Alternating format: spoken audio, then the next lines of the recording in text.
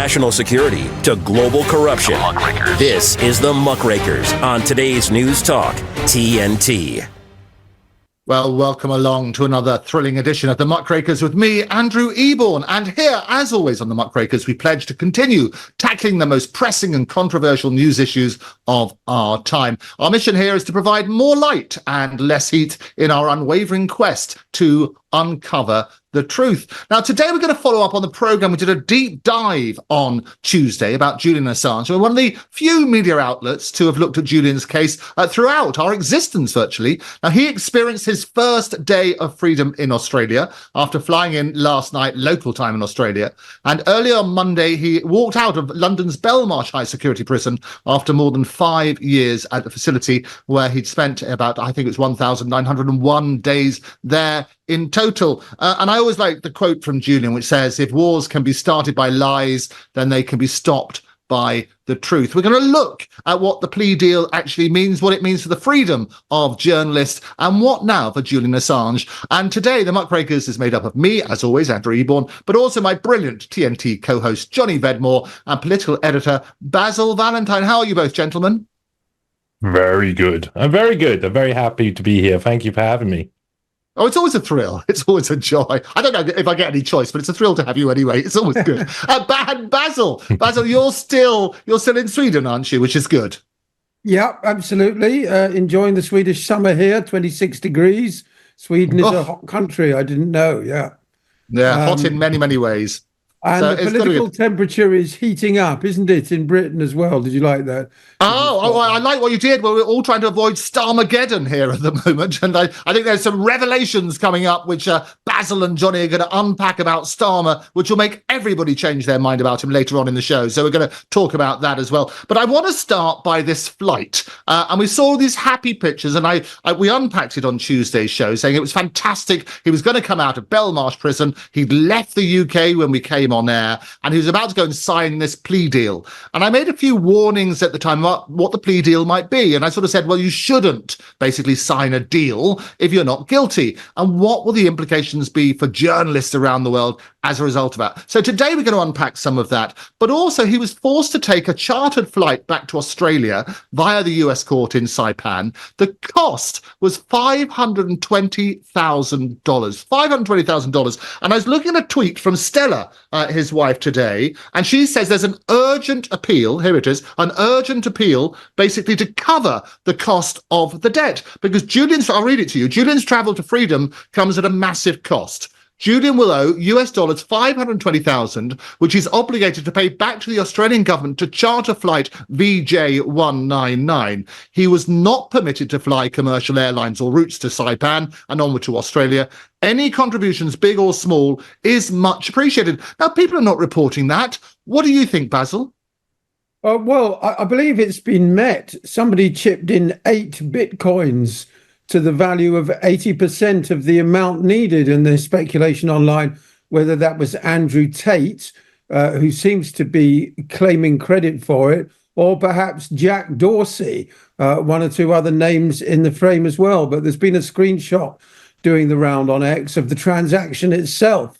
So he's got a great big lump, 400,000 US or something, in the shape of these 8 bitcoins. And then the general public have tripped in another $300,000.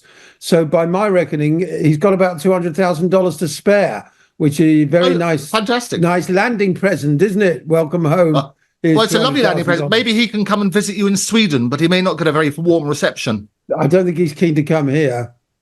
I think that's probably right. Johnny?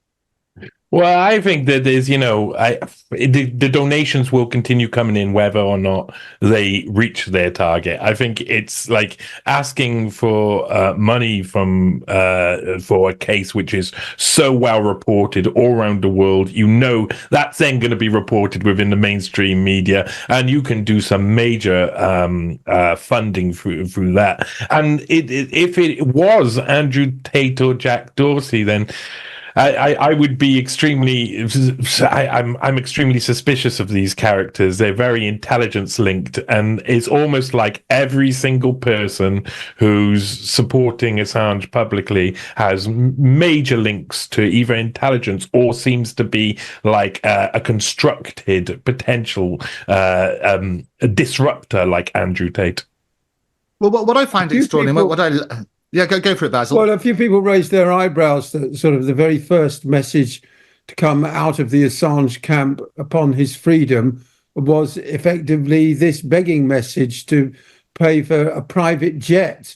A lot of people thought this was rather strange that Stella should choose this as their first sort of major public communication. I'm not sure about everybody who supports Assange having links to intelligence, people like Chris Hedges, Roger Waters, of course, the Pink Floyd star. He could afford to pay the $500,000. Not that he would necessarily want to do that with his money, of course.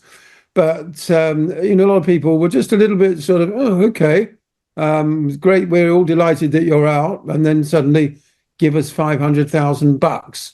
But one way or another, it's been paid. He apparently is going to spend a lot of time swimming in the ocean, or according to his brother, he may head to the outback to recover his health and composure. Well, a couple of things. I mean, I've looked at, so Stella posted this GoFundMe page, and we might as well, as we're live here, look at that. So she's reported on that. They've got £431,381 of the total. They're seeking 520,000. So I'm not sure where this other money is being reported, but certainly on the GoFundMe page, she's 82% there from 9,343 supporters, and they say they've got 25 days left. The question I've got, though, however, is why did he have to charter his own plane? Johnny? I'm not sure about that, and I'm not sure that they've gone and looked around at the cheapest cost, to be honest, because $520,000 seems like a lot of money. I wonder if that GoFundMe as well is including those bitcoins you say, or if there's actually that's on top. But still, I think that it seems like an extraordinary cost. It seems like they, of course, probably didn't have too much time to shop around, so there would have been restrictions there. But it does seem a bit peculiar that if he had to go to a certain place to do this, that they would choose somewhere that would then cost him $500,000 to get there. I think this all sounds, to be honest, it's like I echo what Basil says. If the first thing sounds a little bit grifty,